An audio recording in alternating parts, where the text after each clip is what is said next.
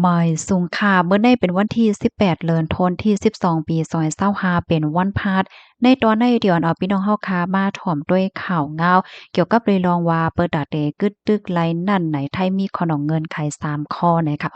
เลอเสนั่นก็ได้มาอ่านตั้งหันถึงพี่น้องเฮาหน่อยค่ะ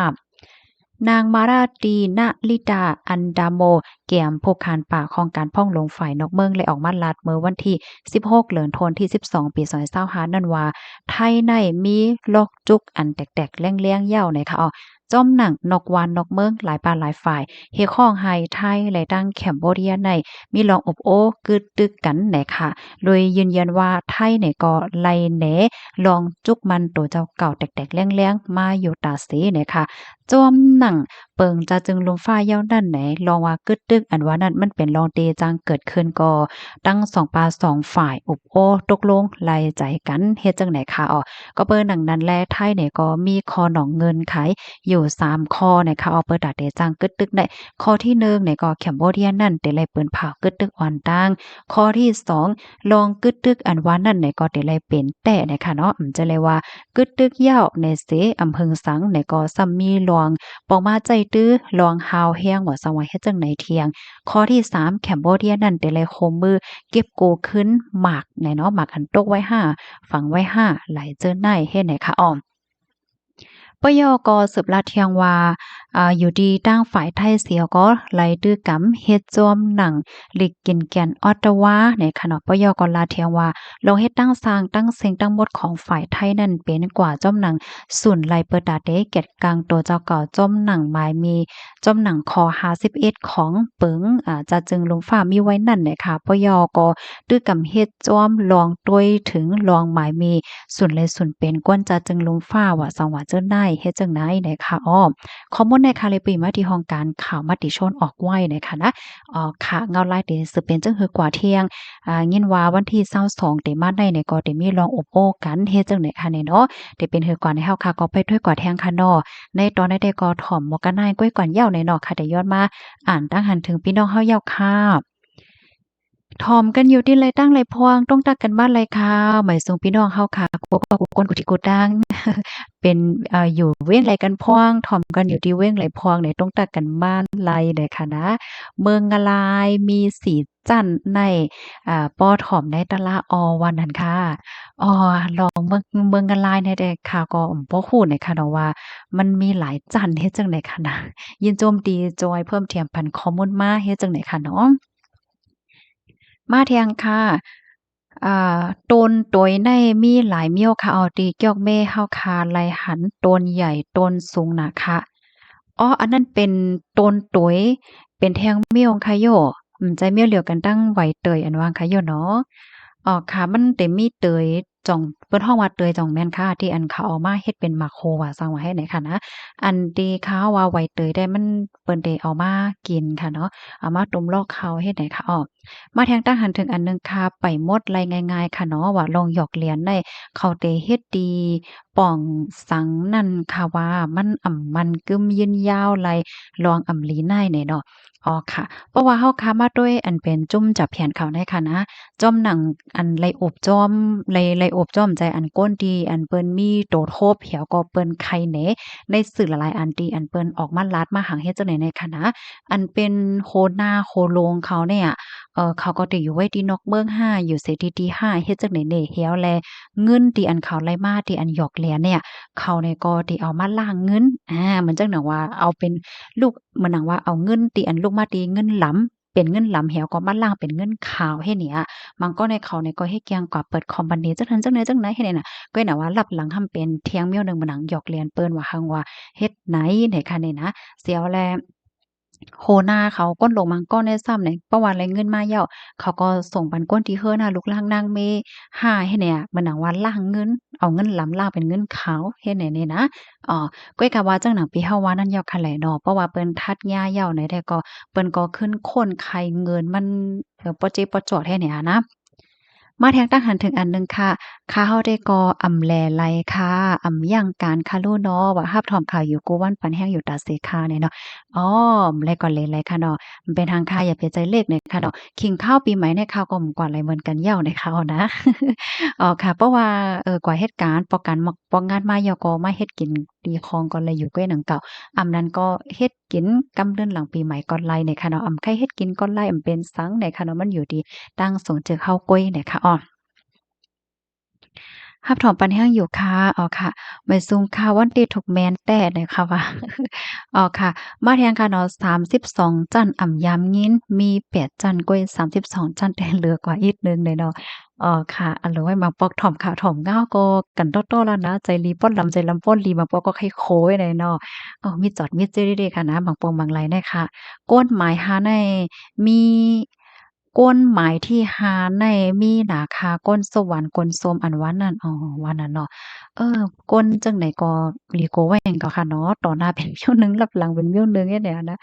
มาเที่ยงปีเฮามาแล้วปีไฟเนี่ยค่ะย่อยเนาะใครฮ้องจื้ออยู่ค่ะนะก้อยกับบ่ได้ไปฮ้องจื้อเด้ค่ะว่าได้นะตึกว่าอยู่เนี่ยพันต้องตักมาหลายวันยาวเลยนะเฮาแต่ต้องว่าเมืองอะไร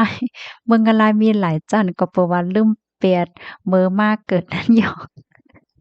กันต้อค่ะว่านั้นค่ะเนาะนั่นยาวอะเนาะอะโลเอ้ย ขอบใจนำน้ำว่าอ๋อค่ะยินหลีค่ะไม่ทรงค่าแขกเขา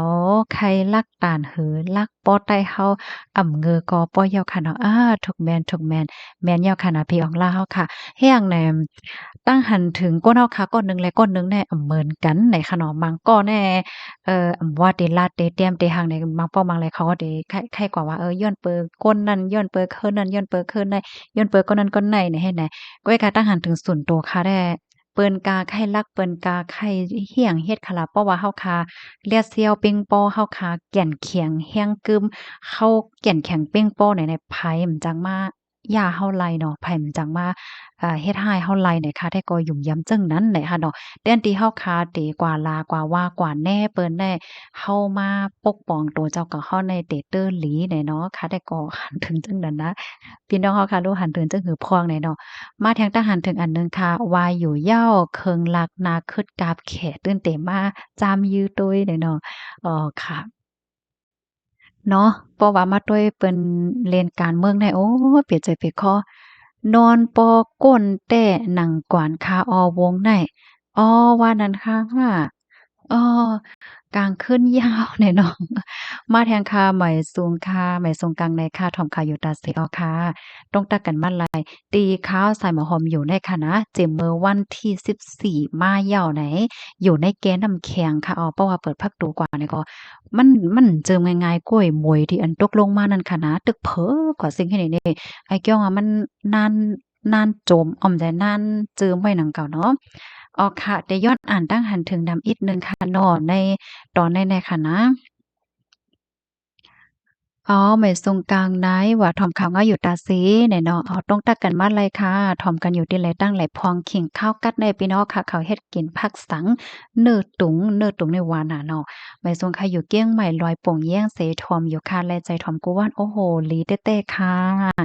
หลีเต้ๆค่ะนะดีแลใจถ่อมเลยเนาะบ่ว่าพี่น้องค่ะโตตั้นขิงไหลก็ถ่อมไหลขิงนั่นค่ะดอกกะปานมื้อเหลียวแน่ๆคึดกลับน่ะค่ะนะอันปีเฮาลัดมาได้แลใจกินกูเมียวอ้อใจห่า ข้าวก็เลยใจกินกูเมี่ยวเลยค่ะเนาะวันโปรดข้าวค่ะกล้วยกะข้าวใส่หัวหอมแน่อันไรกินแน่ก็สิมีอิหยังก็ส้มตำเฮ็ดได้เฮ็ดกินอยู่หั้นนะเฮ็ดกินอยู่ค่ะก้อยก็ว่าอะยาสามันเหมือนหางเป็นนิ้วอะยาสางเป็นนิ้วให้หน่อยค่ะนะข้าวแต้มโกเนี่ยนะโกเมืองงาลายค่ะค่ะอยู่เมืองนางสิรับถอมปันแห้งอยู่เนี่ยเนาะโอ้โฮพี่น้องเมืองนางก็ถ่อมอยู่เนาะ มาแทงค่ะใจเต้ค่ะถ่อมกูวันอยู่ค่ะปีใส่หมอหอมโอ้หลีเด้ๆค่ะหลีเด้ๆค่ะเนาะที่อันแลใจถ่อมมาแทงค่ะส้มหวานกวนส้มอันหวานนั่นนำเด้ๆค่ะหมายหาได้นำเต้นนำว่าเต้ยอค่ะอำวานนมอำว่าเท่าวันนั้นค่ะบางป้อมบางไรแน่จังไหนในก็มันเตมี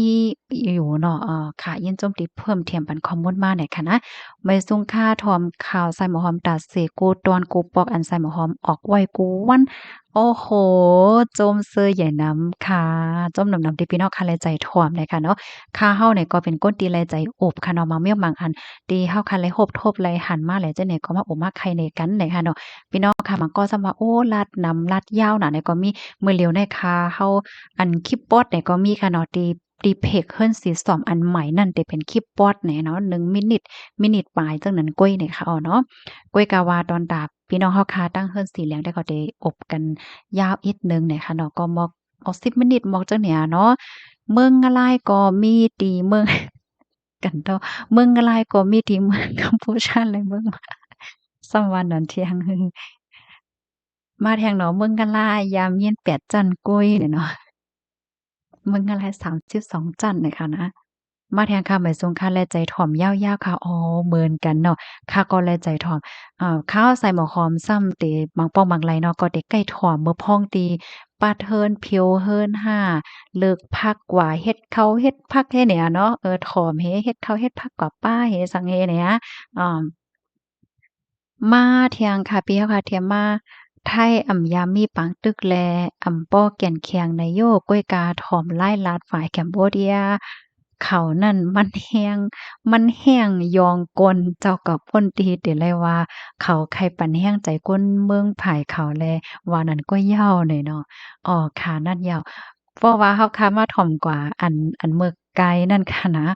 ฝ่ายแคมโบเดียเนี่ยสื่อฝ่ายแคมโบเดียเนาะลาดว่าซึกไทยในเซ็งกว่าในหาเหงปลาเหย้านี่ค่ะว่าก้อยกะว่าฝ่ายไทยซ้ำว่าซึกแคมโบเดียเนี่ยเซ็งกว่าในหาปากปายนี่ค่ะว่านะหาปากไหลหาเข็งพี่น้องค่ะม่วนด้วยค่ะรู้ว่าอันไหลดีเดจังเป็นรองแต่เนี่ยเนาะอ๋อค่ะมาแทงตั้งหั้นถึงเนาะขอบใจค่ะเนี่ยเนาะอ๋อค่ะขอบใจเหมือนกันค่ะยินจมกูก็ที่รับถอนปันแห้งค่ะเอาไว้ส่งค่ะ